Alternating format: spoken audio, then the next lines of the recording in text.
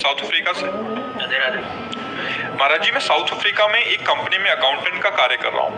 वहाँ मैं अकेला रहने के कारण तथा सही गलत का ज्ञान न होने के कारण मुझ में अहंकार की भावना आ गई है, जिसके कारण जाने अनजाने में मेरे माता पिता का अपमान कर देता हूँ।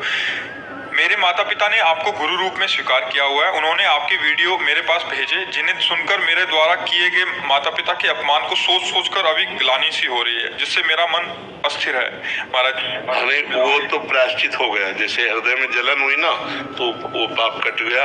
अगर अभी माता पिता उपस्थित है तो उनकी सेवा करो, कैसे भी बने अब कर लो, अब चूक ना करो। वो भगवान है, मातृदेव हो पितृदेव हो। हम आपको अपने पिता की बात बता रहे हैं। हमारे पिता जिस दिन हम भागे उसके 3 दिन बाद हमको पकड़ा गया। खोजबीन सब शुरू हुई तो 3 दिन बाद पकड़ा गया कि गोरा लड़का है, वहाँ जंगल में देवी के मंदिर में रह रहा है।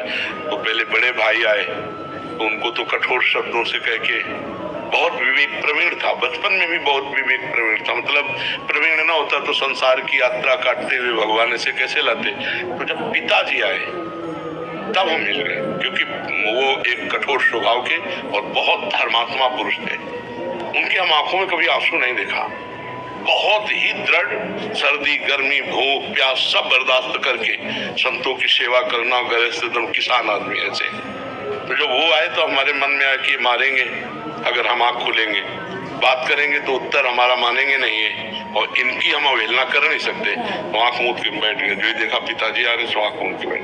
और नजदीक आए अपने स्वभावश, उठ खड़ा हो, नहीं खड़े नहीं, खड़ा हो, नहीं खड़े।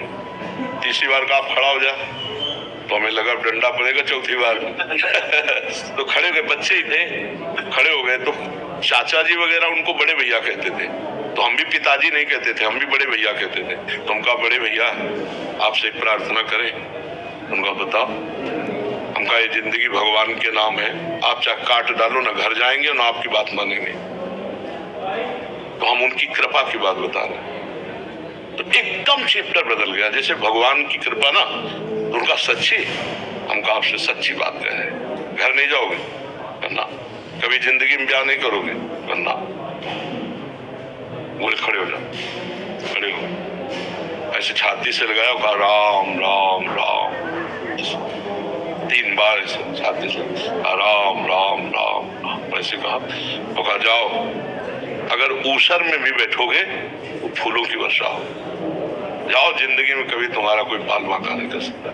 पर एक बात ध्यान रखना, अगर आप बाबा जी बनते हो तो हमारा आशीर्वाद ऊसर में भी बैठोगे तो फूल बरसेंगे, और जिंदगी में कोई बाल बांका तुम्हारा नहीं कर सकता। और अगर कहीं किसी की बहन बेटी देखी तो फिर तो हमका जिंदगी में आप इस बात को कभी नहीं सुनोगे। तो वो तो पधार गए, कई वर्ष हो गए उनको पधारे हुए, पर उनका आशीर्वाद, माता पिता का आशीर्वाद भगवान का आशीर्वाद होता है।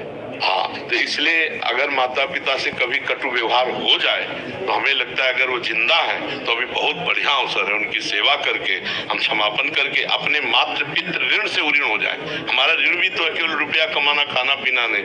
देखो उस अवस्था को सोचो जब आप शौच कर देते थे, लघु शंका कर देते थे, तब उनके, तुम्हें तो ज्ञान नहीं था, वो अपने वस्त्रों को भी पवित्र करते, आपको भी, और कभी आपको मारा नहीं, पीटा नहीं। जब आप अबोध अवस्था में थे, अब आप बोधवान हुए तो आप उनको कटु वचन बोले, अगर उनकी सेवा ना करें। देखो बूढ़े माता पिता ऐसी स्थिति आ जाती है कि उठना मुश्किल होता है, अपनी सेवा करना मुश्किल होता है। अच्छा, स्वभाव में चिड़चिड़ापन आ जाता है। आप लाख सेवा करोगे, दूसरा कोई आएगा तो आपकी वो निंदा करेंगे कि कुछ सेवा नहीं करता, फिर भी आपको बुरा नहीं मानना, उनकी सेवा। अगर ऐसा कर ले गए तो मातृदेव हो पितृदेव हो, माता पिता का आशीर्वाद भगवान से मिला सकता है। भगवान से, माता पिता साक्षात भगवान ही है। सब में भगवान, माता पिता तो मातृ शास्त्र कहता है, हमारा उपनिषद कहता है मातृदेव हो पितृदेव हो। तो आप माता पिता की आराधना करो।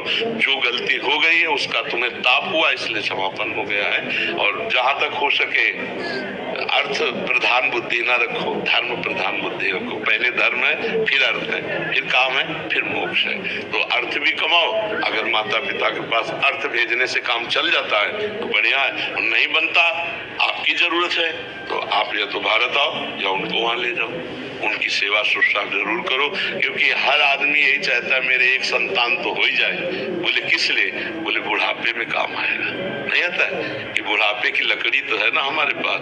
और अब क्या होता है, नए नए बच्चे वृद्धाश्रम भेज दिए जो धन संपन्न है, और नहीं संपन्न तो घर से निकाल दिए। बड़ी अव्यवस्था वृद्धों की होती है। तो जिन घरों में बड़े बूढ़ों का अपमान होता है, उन घरों में कभी लक्ष्मी सफल नहीं होती, शांति नहीं, सुख नहीं, बड़े अशांति होगी, पक्का समझ लीजिए।